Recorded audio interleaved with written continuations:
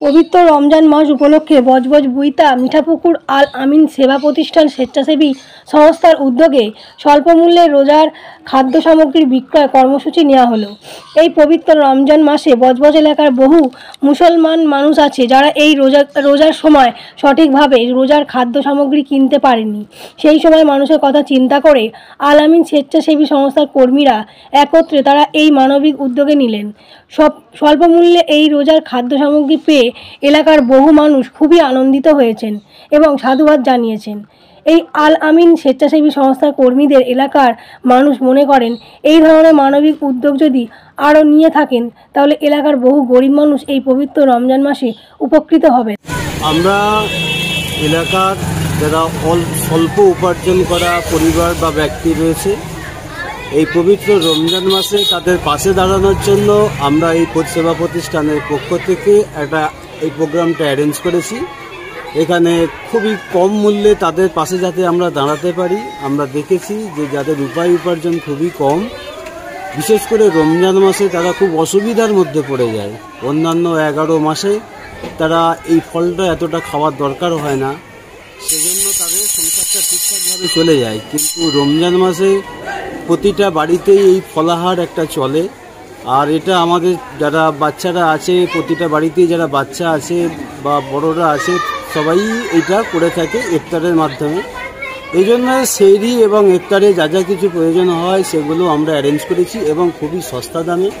আমরা দেখেছি শসা 8 টাকা, তরমুজ 10 টাকা কেজি, আপেল ডালিম আঙুর সব 60 টাকা করে, খেজুর 60 টাকা, টমেটো 6 টাকা, শাঁকালু 10 টাকা, মুসাম্বি এবং 5 টাকা, কমলা লেবু 5 টাকা, পাতি লেবু 2 টাকা।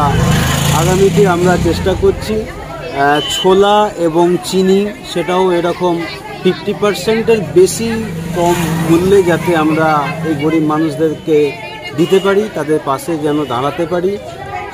এই কাজে আমরা স্থানীয় এবং যারা দূরে আছে সবাইকে এই কাজে আমাদেরকে উৎসাহ দেওয়ার জন্য আমি আবেদন করব আমাদের সেবা প্রতিষ্ঠানের পক্ষ থেকে।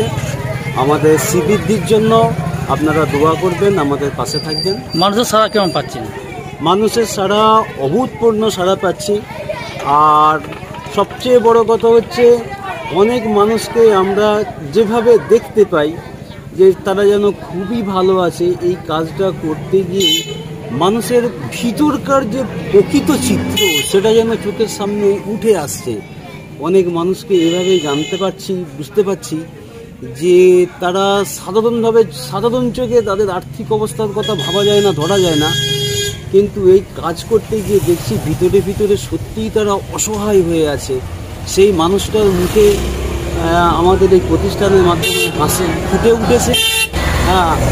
আমরা আল্লাহর কাছে দোয়া করি ওনাদেরকেও ভালো রাখুক, সবাইয়ের মুখে যেন আমাদের প্রতিষ্ঠানের মাধ্যমে আরও মানুষের মুখে হাসি ফোটাতে পারে। আপনাদের প্রতিষ্ঠানের নাম কি আছে? আমাদের সেবা প্রতিষ্ঠানের নাম আল আমিন সেবা প্রতিষ্ঠান।